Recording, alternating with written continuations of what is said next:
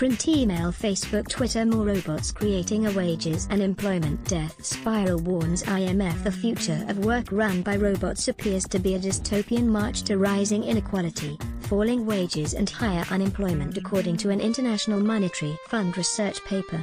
The research looked at a variety of scenarios ranging from modest substitution of labor by robots and artificial intelligence to a world where they take over all traditional technologies. In all cases, automation is good for growth and bad for equality, the study found. IMF economists Andrew Berg, Edward Buffy, and Luis Felipe Zana said currently the debate between the pessimists and the optimists is still unsettled. However, they make it clear which side they fall on, right from the report's first quote appropriated from management consultant Warren Bennis. The factory of the future will have only 2 employees, a man and a dog. The man will be there to feed the dog. The dog will be there to keep the man from touching the equipment. In scenarios where the traditional technology disappears and robots take over the automatable sector, the economy either ascends to a virtuous circle of ongoing endogenous growth or descends into a death spiral of perpetual contraction, the IMF report said. Unfortunately, the odds strongly favor the death spiral.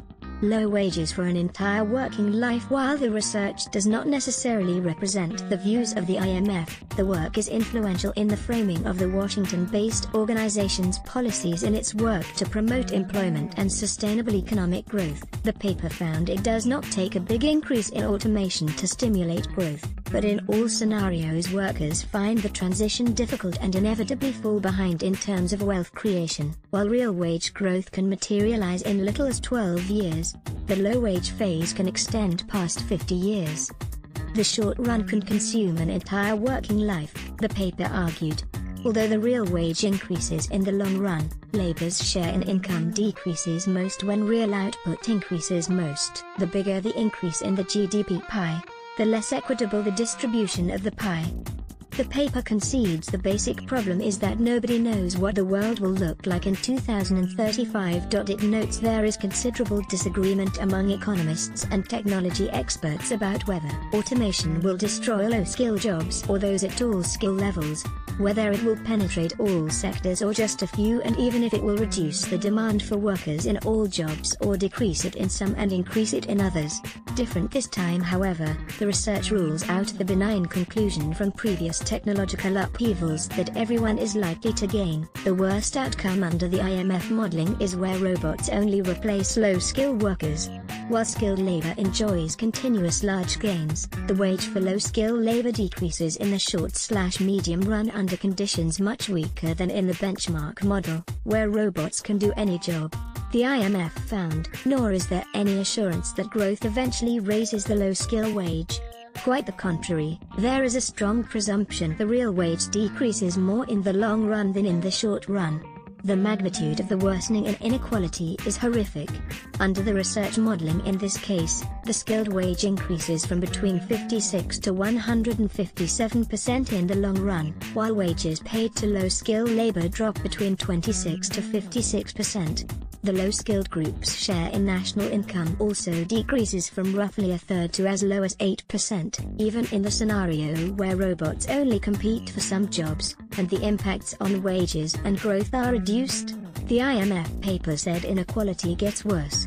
Allowing for tasks that complement robots does not help as much as one might think, partly because more and more workers compete for those jobs, driving down the overall wage.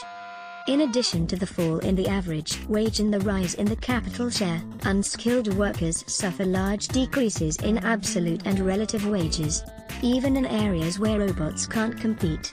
The news isn't great from the IMF team. This also does not really help, again because there are only so many of those jobs to go around, and labor chased out of the automatable sector tends to drive down wages. No policy panacea as for solutions.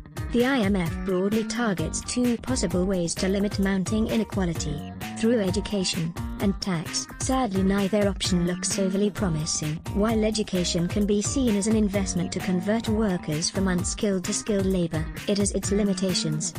Can it offset the huge real wage cuts unskilled labor suffers and the decrease in labor's overall income share at an acceptable cost? And if the answer is yes, How long will it take for wages to increase for those who remain unskilled? The economists ask. As for tax, as governments around the world are already aware, it is not easy to track down and get a fair share of the profits and capital accumulation of big corporations. Print, email, Facebook, Twitter.